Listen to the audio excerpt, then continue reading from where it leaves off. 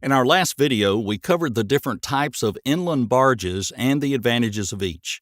Now we're going to talk about deck barge safety, including slips, trips, and falls, ladder safety, PFDs, fire hazards, as well as hazards associated with confined and enclosed spaces.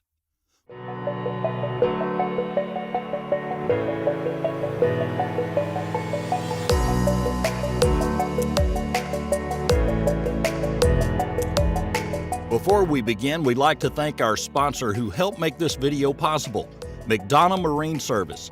For over 75 years, McDonough Marine Service has offered one of the largest fleets of inland and ocean barges in the United States.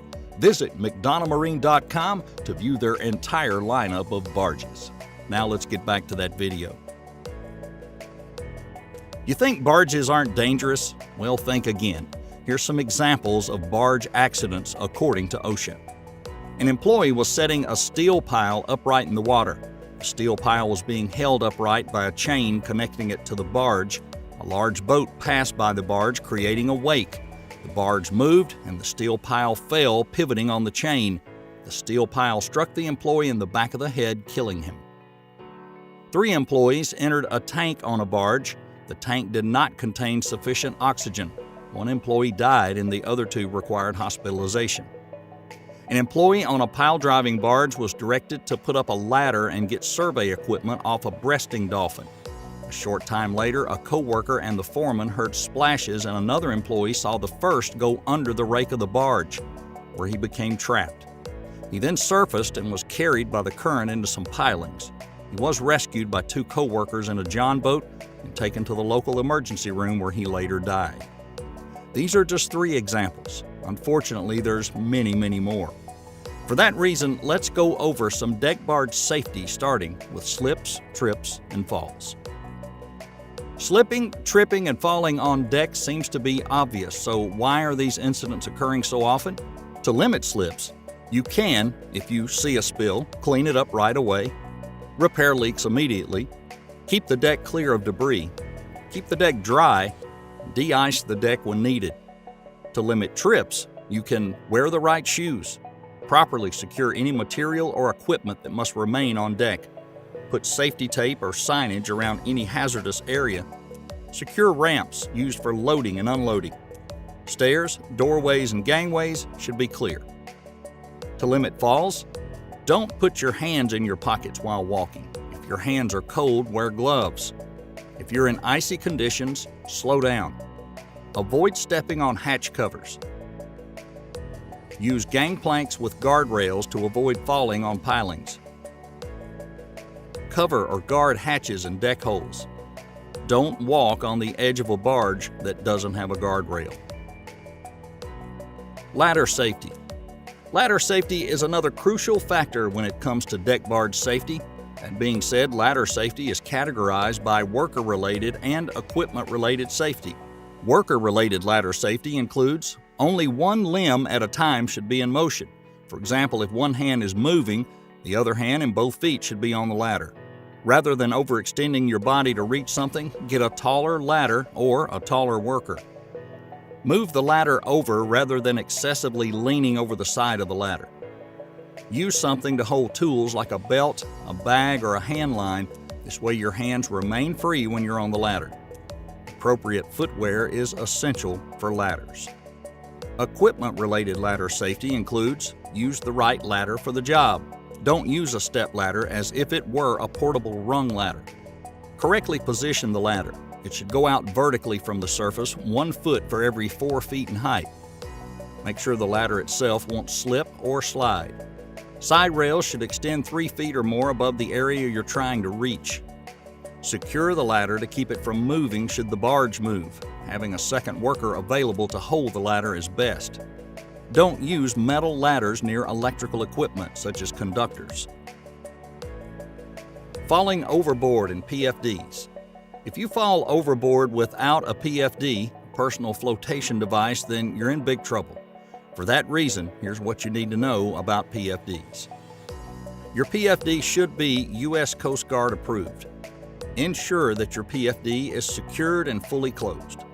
Although you may not have to wear a PFD inside a cab or equipment compartment, You should have quick access to one.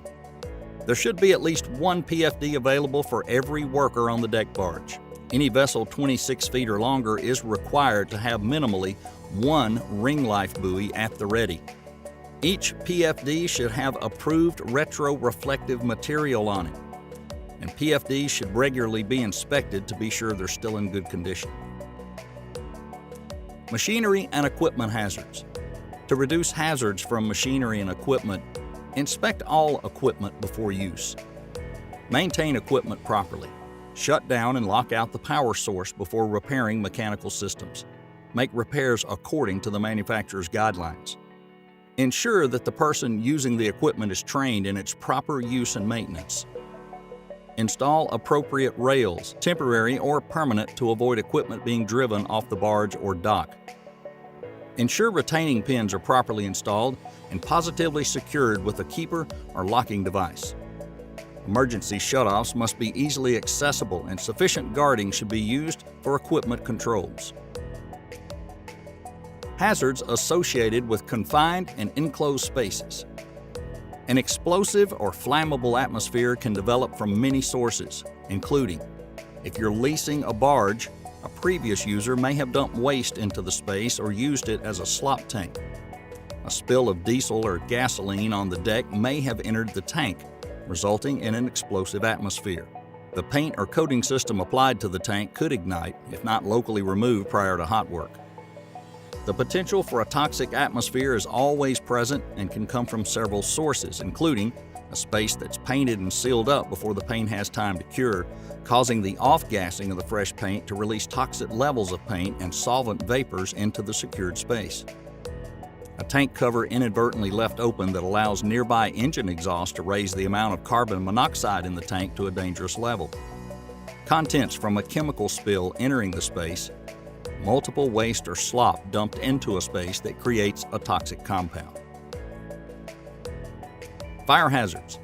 Last, but certainly not least, we have fire hazards. Ways to mitigate those hazards include store engine fuel tanks and compressed gas tanks properly, away from sources of ignition. Only keep on-board quantities of flammable and combustible materials that are necessary for operation and maintenance. Post appropriate danger signs. Make sure that proper fire extinguishing equipment is near the work area and that it's maintained in a state of readiness for emergency use. Consider where sparks will fall when doing hot work and employ a fire watch. Shield fuel sources to protect them from ignition sources. Cover openings to prevent sparks from entering. Stop any hot work if you smell fuel or gas until the source has been identified and the problem fixed. When welding or burning on the deck of a barge, the space below should be inspected to ensure there's no flammable atmosphere or combustible material present. Well, that's all we've got for now, and once again, we want to thank our sponsor for this video, McDonough Marine Service. If you're looking for a quality barge, be sure to visit McDonoughMarine.com or call them at 888-569-5929.